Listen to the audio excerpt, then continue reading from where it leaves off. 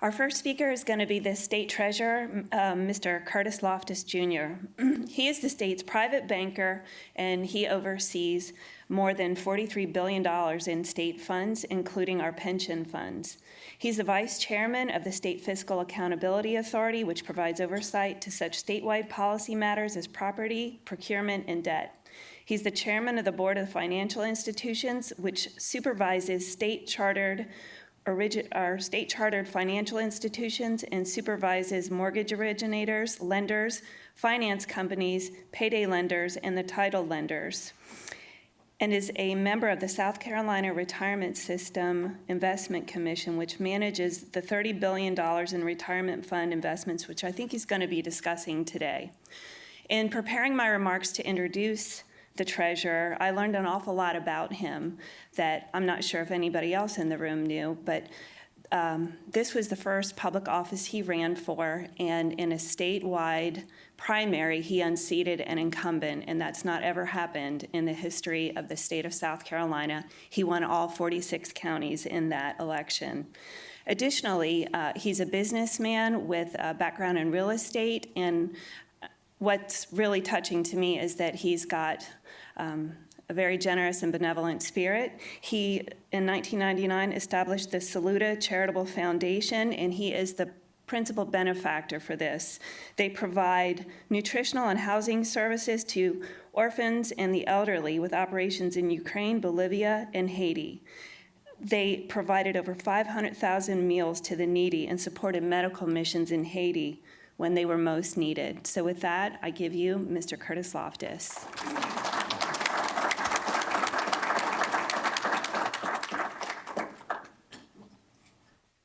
He was going to give me a lavalier, but because people like to walk around, I like to hide behind something, and I prefer usually if it's metal or steel, because sometimes I have people shooting at me. Diane and Stacy and Scott, thanks a lot. I mean, you do this kind of stuff. It's hard work. There's no adequate way to thank you, so I just want to thank you as much as I can. Treasurer's office is doing okay. I'll tell you, we've come a long way. Let me look at my time. We've come a long way in the last 5 years. When I came to the treasurer's office, we had one CPA. And I used to think I should call Warren Buffett and say, Warren, you and I have about the same amount of money. Yours is yours and mine is not, but it's the same amount of money.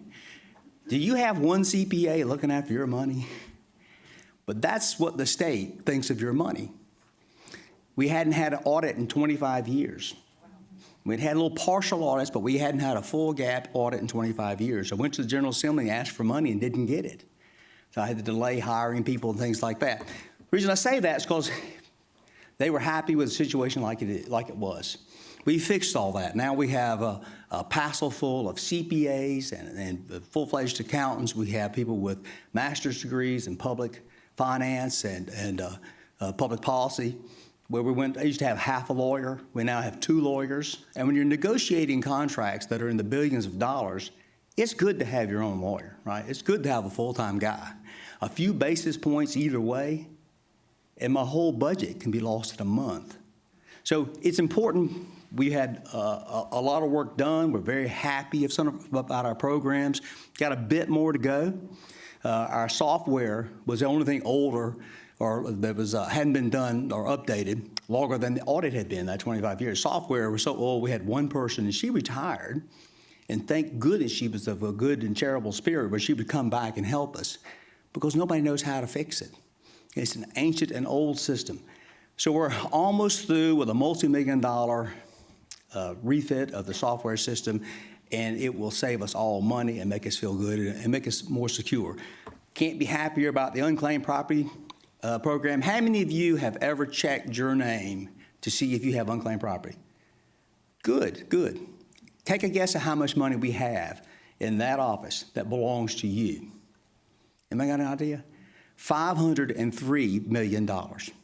Think about that. People tell me every day that they don't have any money, and we call them every day and say, we've got money for you. I've got one in my briefcase. I've got to get down to Charleston the next few days. It's a working class couple.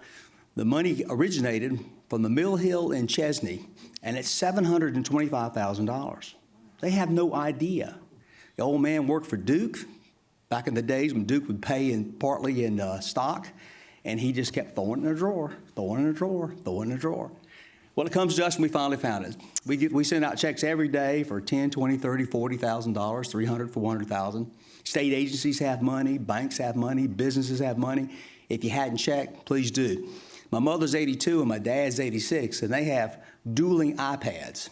Of course, Daddy's like me, he can't remember anything, so she gives him names, and he looks up people, and they call people from Chapman High School, the class of 1952, or in his case, 47, and say, I hadn't seen you in 50 or 60 years, but guess what? You got $500, or whatever the thing is. So it's a lot of fun. I enjoy that program. I'm a little bit obsessed with it because it's just a lot of fun to go out and find people and repatriate their money to them. What I want to talk to today about is social issues and financial issues. Most people, especially on the right, are motivated by social issues. I know that, I feel that, I get that. I come from a family where we talk politics at every single meal. There's not a rule against it. And we love these things. But now that I'm in the transactional part of government, I'm not in the theoretical part of it. I only deal with numbers, things that are supposed to add up. I see really what happens when the public will and special interest hits the road. I see it every day.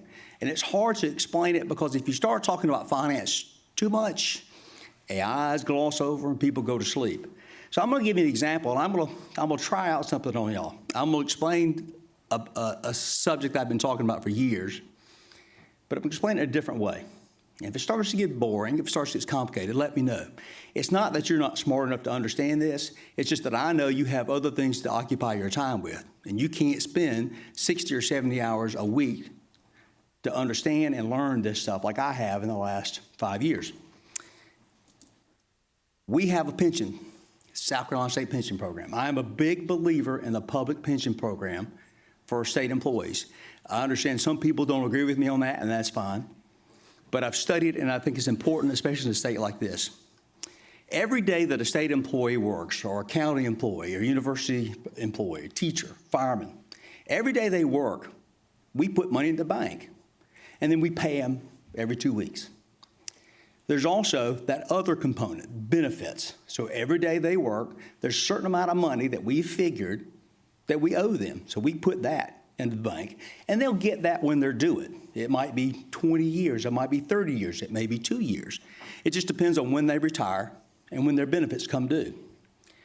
What South Carolina's been doing is instead of putting, say, $1 away for your retirement benefits, they've been putting 58 cents away.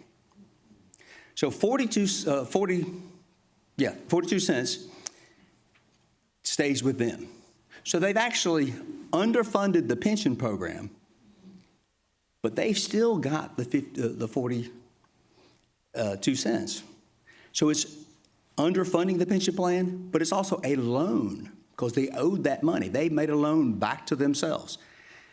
So for every dollar that we're supposed to be putting away, instead of putting that dollar away, we put 58 cents away. And we've been doing that on a big scale since the year 2000. Does anybody have any idea how much money the 42 cents adds up to after 15 or 16 years? $2 billion. Somebody says $2 billion.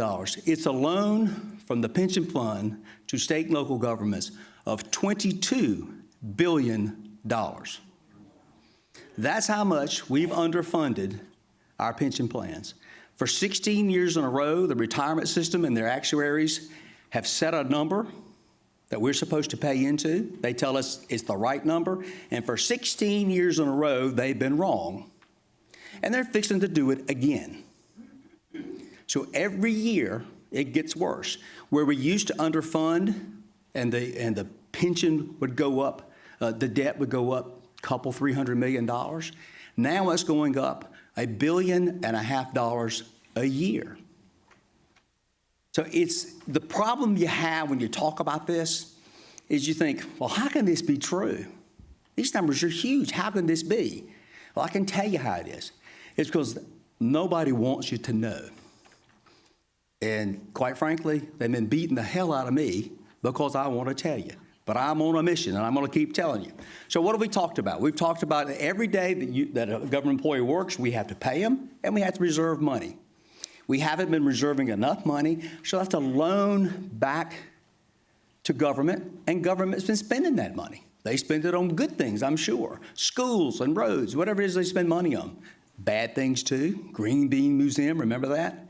But a lot of the things they've been doing. But let's think about this in another context. Republicans in South Carolina, of which I'm a Republican and a conservative, we're proud of saying that we just don't raise state taxes. We have a low tax environment. Well, isn't a $22 billion loan a tax? You've got to pay it back. So we have to understand the context. That's what's been fueling a lot of what's going on. You've been hearing the numbers about the Department of Transportation. $400 million they're going to put to it. Well, guess where that money came from?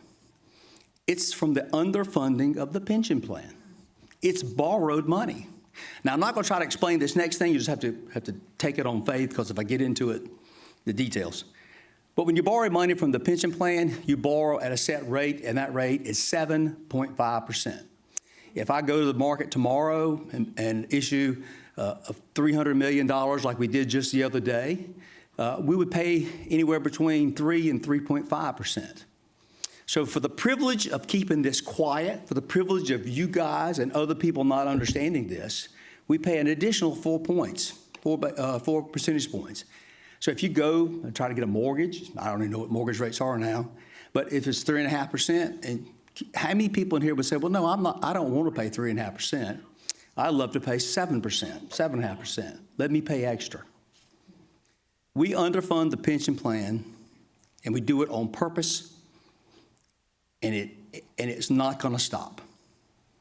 I fight them every day, but the seniority rules in the Senate are such that one person effectively decides what goes on there, and then everybody has a say.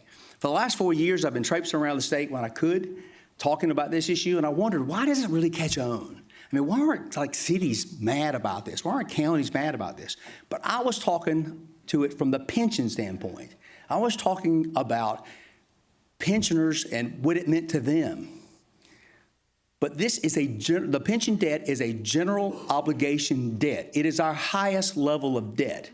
If there was a war, famine, and depression all at once, this debt still has to be paid. It is the full faith and credit of the state. We have other types of debt, revenue debt, even more from that, special district debt, all kinds of debt.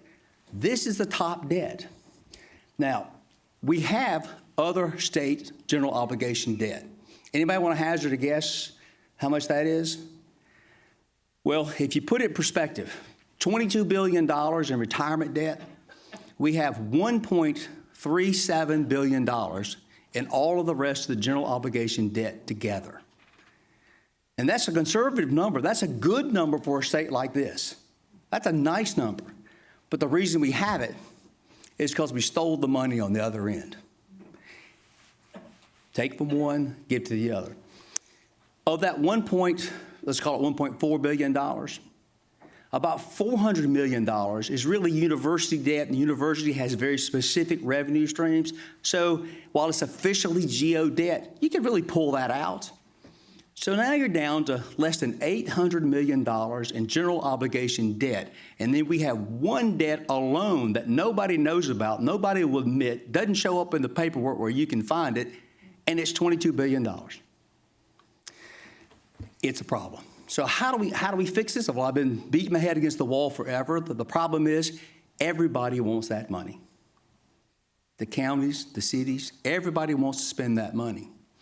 But at some point, there's a reckoning. At some point, the numbers get so bad. At some point, the debt gets so large, something has to happen. I thought it would be this year.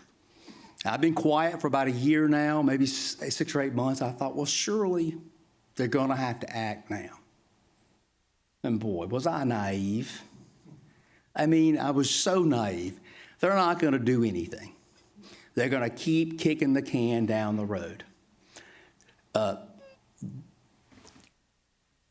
debt is financed for 30 years. That's by state law.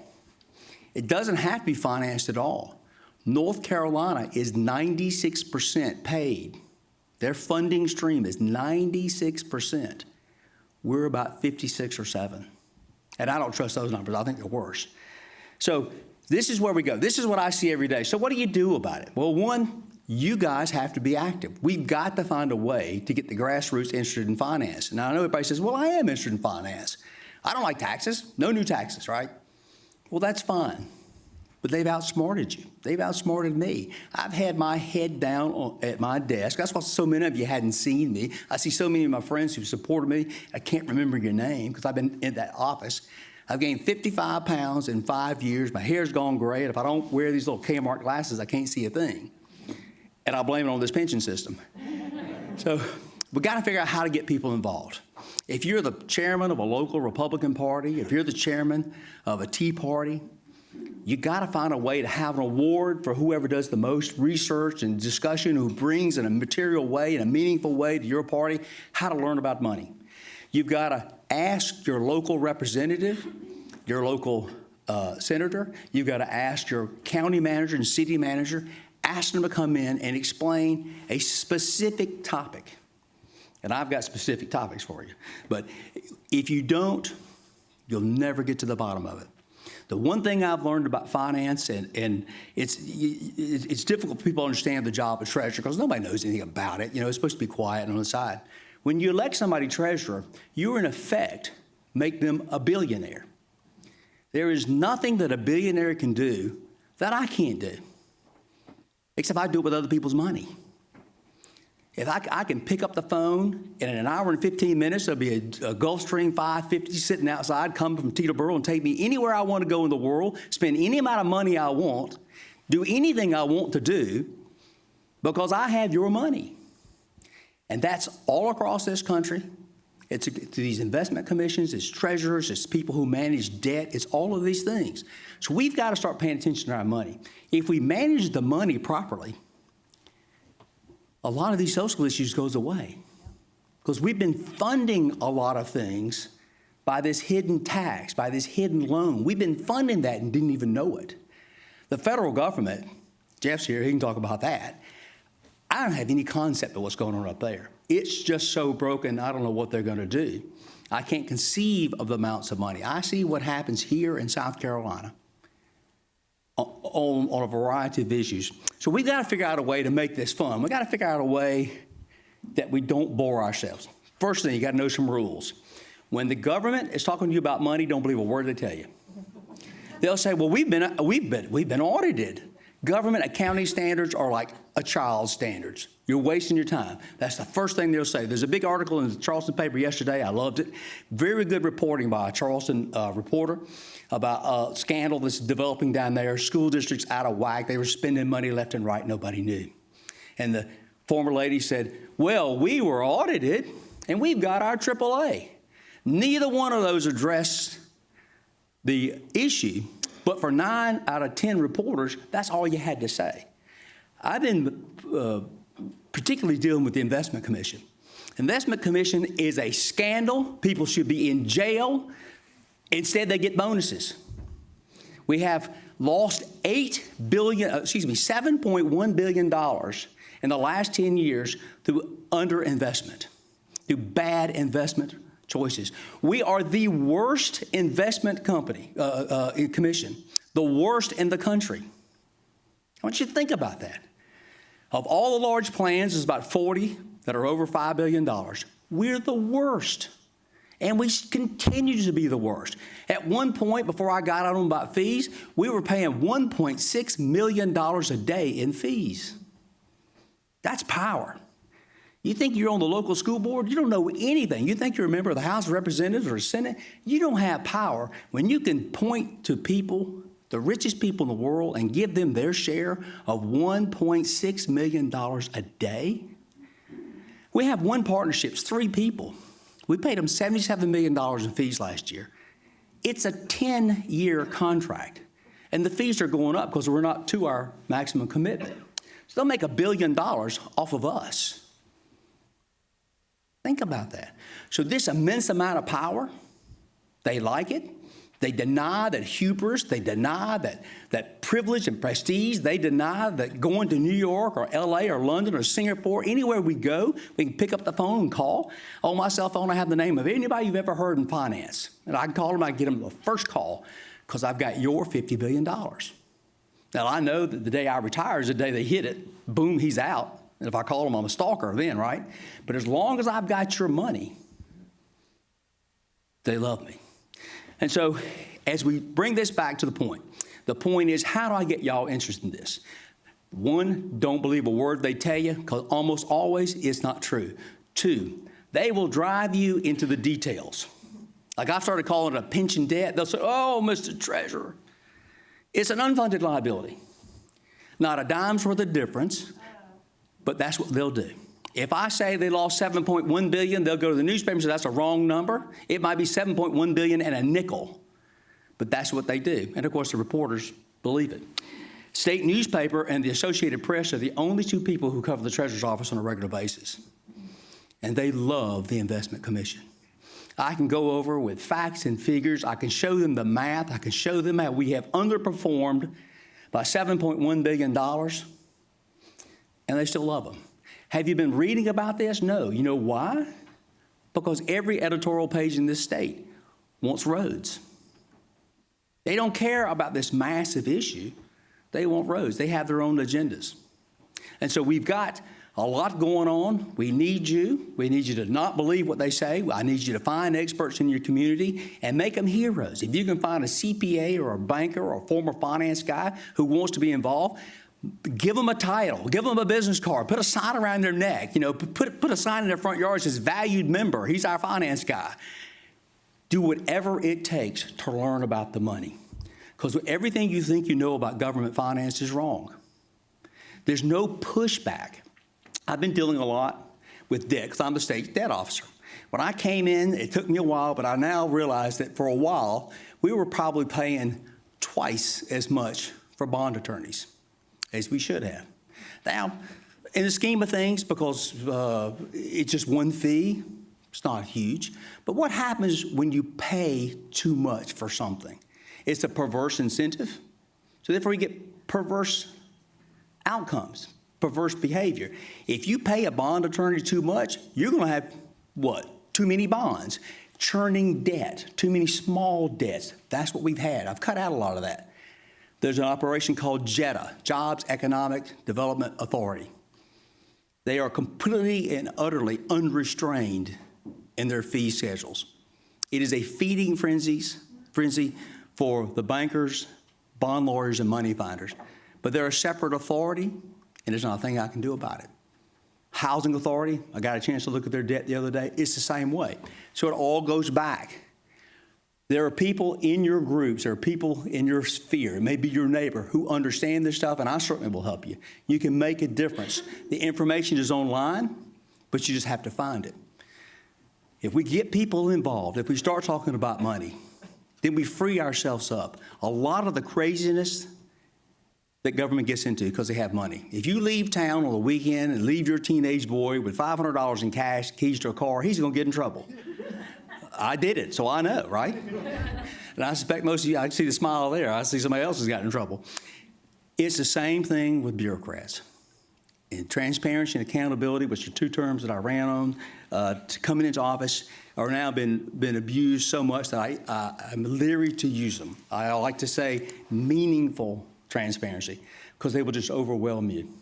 So I'll leave you with that. We've got to find a way so that the finances become more important. Think about, from eternity, all the sayings about money. Money makes the world go around. The love of money is the root of all evil. I mean, you can go down all. We've got to get control of the money. The Democratic Party laughs at us on the national level. We may have control of the House and stuff. We don't have control of the money. Same in South Carolina. Between the rhinos, well, to be honest with you, we got to back that up. Some of my most fierce opponents on the money battle, especially the Investment Commission, are conservative senators. Democrats are my best. And why is that? If I go to the Black Caucus and talk to the Black senators, if I go to the Democrat caucus, they can't be promised anything for a vote.